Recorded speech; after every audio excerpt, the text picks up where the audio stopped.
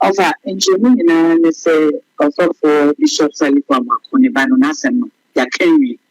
ya kani nyine of a kan ya kenwi ni say onim say ko edu mako enwotwe ena yete bo abranti ebi negligently causing harm ena ebi manslaughter mienu ene wo ena negligently causing harm eye mienu no ya miensa ena 2 counts of dangerous driving ena driving without a valid license meaning na kan obi nti ko edu enwotwe na offer start say no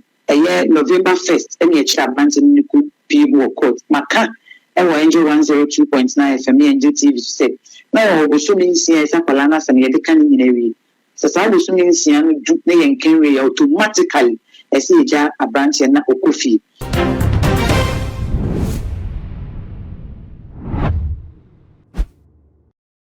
Abusia ene court ako asetena ama Bishop Salifu Amoako ne ba Elroy Amoako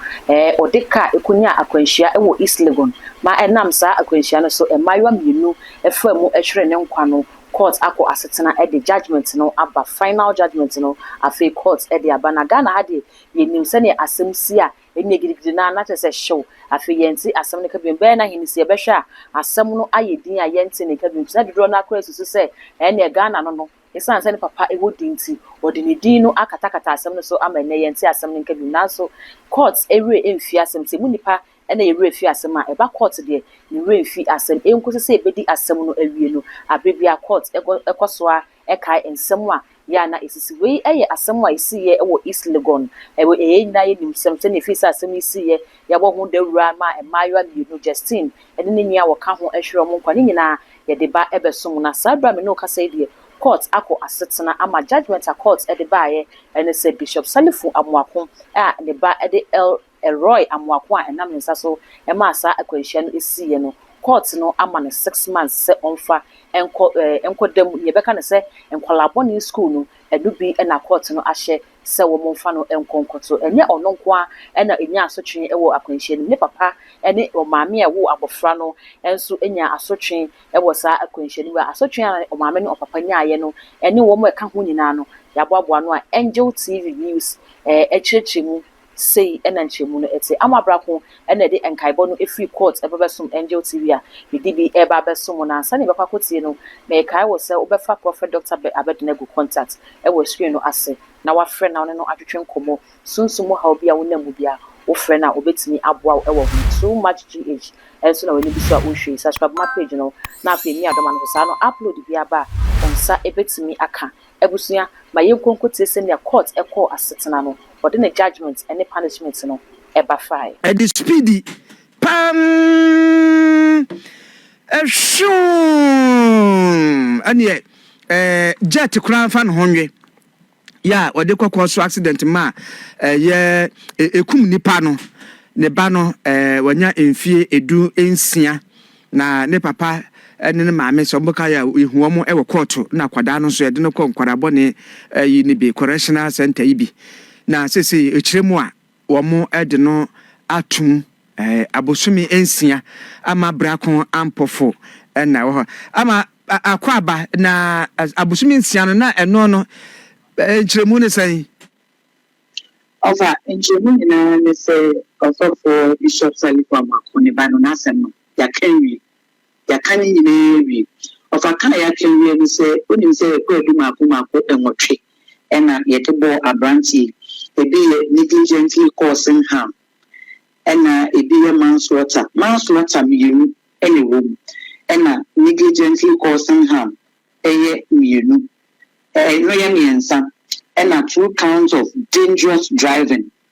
ena driving without a valid license meaning na kan obi ko edu enwotwe na offer start say no November 1st ene echi abranti ni ku people court maka ewa angel 102.9 FM angel TV say na obosumi nsia esa kwala na sam ye de kan nyina wi sasa obosumi nsia no du na yen kenwe automatically ese eja abranti na okofi na no na abranti no wa catch court say ono onye egboni bia sanse no plead not guilty o chese onye egboni bia no fa ye kwa ba ene na yɛda foforɔ a yɛsa kwala ketewa yɛde ne ba na yɛde ne ba nyinaa so na crutches na hyehyɛ ne mmɔtoam so ɔhwɛ videos a mesɛnde ba baako wɔ mu a wohu sɛ wahyɛ over yi bi de akata ne ho atade tuntum ɛna yɛde ne tena polisifoɔ kaa mu a ne crutches na obi ayi a na ɔde ɛrema no what the kada ama crutches no kura nkɔ car no asɛ ɛwa crutches no wa no wɔn kɔ de fa boot hɔ a boot wɔ so nkɔ hɔ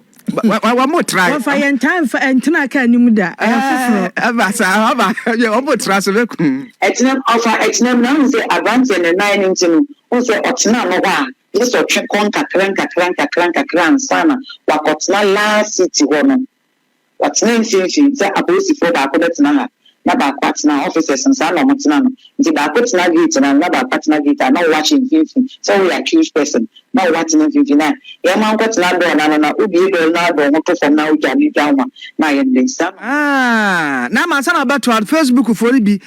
ɛna asɛm sɛ 6 months no sɛ esɔma wɔ mu wɔnya 18 ntra ho ofa emra no wohwɛ ɛyɛ juvenile act na ɛyɛ section 46B na ofa ɛka sɛ maximum ɛna ɛyɛ 6 months na yɛde ama no kakraka ewu asotwe na yɛde to ne so no kwadu na yɛde to ne so no kakraka ewu ɛne ne tie no ɛne bosomi ensian na fa nya bosomi ensian no nkwa sɛ bosomi ensian no nkwa na obi aka ho asɛm ofa bi ka ho court ne sɛ abrantia no bosomi ensian na ɔkɔda fi ase no ɔhwɛ ne fi no ɔwɔ nsia edunsia na ɔnkaka ɔmfa ne nsa ɛnhyɛ apamase yɛbɛkasa undertaking anasɛ ɔnsign bond sɛ ɛfi 16 years ne nsa nso kaa mu akɔsi sɛ obɛnya mfinhyɛ bi nwɔtwe san sɛ Ghana mmara wonya mfinhyɛ bi nwɔtwe ansa na wakaka ɛne yɛ asotwe deɛ ɛtɔ so mmienu nti yɛma no sign undertaking na asotwe no nso fa ɛfi ase biara na ne ɔka sɛ ho sɛ yɛde no atena kɛ ma ɔkɔ no ɔkɔ senior correctional center ɛhɔ ɛfi 6 months no ɔfi ase ni ɔfɛ ne no nko a court ne san sɛ ɔsɔfoɔ Salifu Amoako ɔno ankasa yɛabɔ ne ka ɛka a yɛabɔ ne sɛ wantete ne ba ne yie wanhwɛ ne ba ne yie ɛka no yɛsi ɔno ɔtua 500 paneti unit paneti unit baako biara ɛyɛ 12 cities nti ɔfa multiply ama so aba Facebook for bi wura ho na Daniel Mankwa was ye ohia ni ba ene koye ya that man say 12 cities times sign ya de papa 12 cities by 500 6,000 of any onkwa papa ni tua 6,000 no the yere so tua 6,000 and any onkwa owie ye no court say of okay say baby akwanhia ni si ye no na light pole bi si ho isle go ho na light pole ECG for ekoya analysis almost say almost boka eka almost boy in court say ECG for pole na esi ni be e join ne ho a odi ka ko do ontua 8,000 Ghana cedis enfa ema ECG for mo fa ko you pole nti pole na esi ni be bi yes so ɔsɔfoɔ Salifu Amoako ontua no so enka enu ti court say ɔno ne yere ni nyina obi afa ne nsa hyɛ apamase sɛ esi na ɛkɔ ọmọma ana ọmọba no ọmọtete ni another undertaking nti undertaking first one ya kwala na nkasa ọdị na nsa ahyɛ krataa ase akakyɛ court ne sɛ menkaka menso stia mu biem kosi sɛ menya mfinhyia edu nwɔtwe ɛno akyi court ne sɛ papa ne maame ne nyinaa ɛmfa ɔmo nsa ɛhyɛ apam ase sɛ ɔmoma no ɔmɔtete wɔn yie court ne sɛ for responsible proper upbringing of their son nti ọmọ dọ ọmọ nsa ahyapam ase sɛ ɔmọba no ɔmbɛtete ne yie a ɛno nso court ɛde aka ho gyɛfa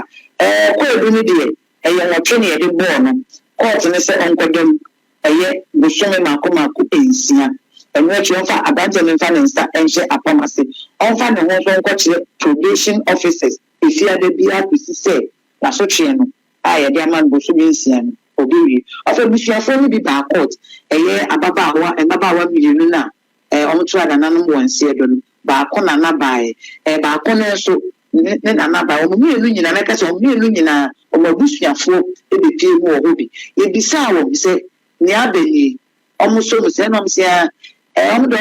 so beside the lawyer, no such a much of say, and Marano, near Canon. As so train and you say, we are Ketwani, dear man. That is the maximum of our juvenile act now session, session 46 1. Yeah, and yen through a monso, yen musicano. And then what's it near court naka?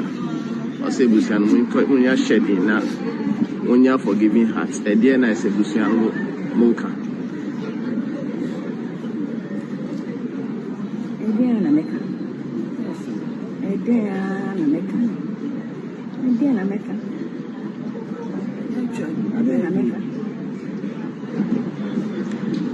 Court naka say, Busiminsia, send them Ranicano. Efano Senior Correction Center. And to Musumuts Nemo, who near Cosibia.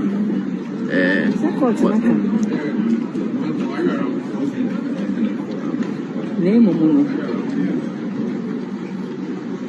the main Pompire is a bit remember do and run a business. Wasn't me through reckless driving. Yeah, sure, sir.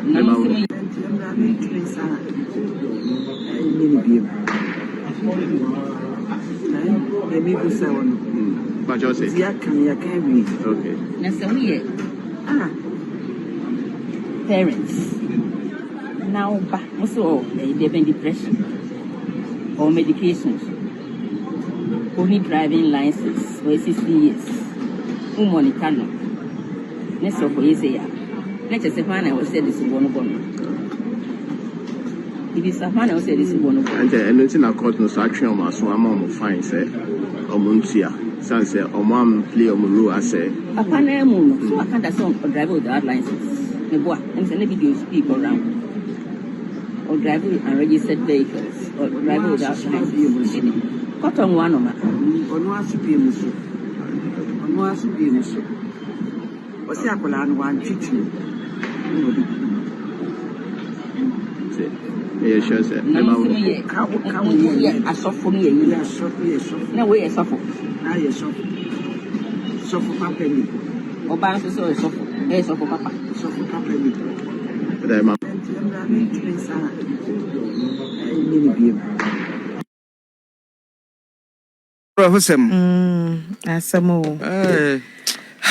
Ghana the other one who you nyame peno boafo. It more than so kumayu no kwa. Na nanum am say ya kadi asem. Nti we wa Amoako to da won san ko we kwa ko ye. Kwesi sen. Ye mra no se sa na tie de na mu go papa.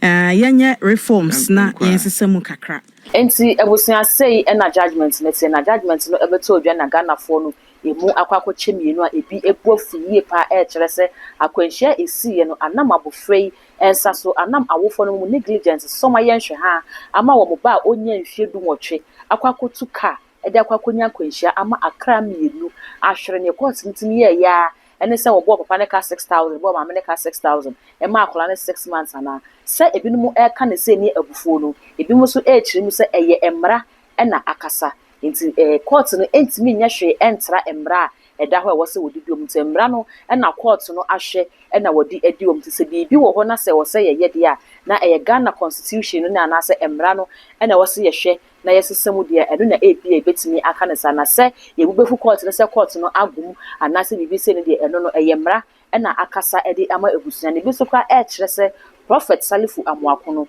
won share dan ni boni titiru bia wa asemu fi se enye wono na de key no e ma ne ba no sa bra mofa no so etuka na papa no oni ho nti onim se ne ba no etuka sei na ode be kwakoye ba ten bia ni ho betete ne ba se wo mra no meni na meya akwalaboni anase o meya otosom emfanto abusua ni po o maya owo mu so eno nti se ne wo hwe kwan se wo ba ebenyini no ya boy dimpa na saa so na Prophet Salifu Amoako so no kwakwa enyam nipa no nanka obehwe kwan se bi we yama na nanka ne ma no ne kwan hwa obehwe se wo mu so omu benyini na wo mu so ababe ye ne abobu dimpa nti nye se ne ope no ho ene se ne wonya ne ti se court na akasa yema emra no enye adwuma na afi kasa bi e watire bia no enye di wo mu se akra ahwere ya de na so emra no na akasa yentimi enye embra no achinye wei ene ensem a akoso e wo court dem ho a ne de aba besom a mesro se obeja comment e wo video no ase osusu se embra no emugododo anase embra na aye n'adwuma anase mpo ena nsem no osigi ne fama yehu ne nyina e wo comment section ho afi wiye ne sa e too much gh e ya kai so be subscribe na de be ono aka ho sa no upload bi aba onsa ebetimi aka all the social media handles okwa e too much gh e ya like wo ho na share e fama me makra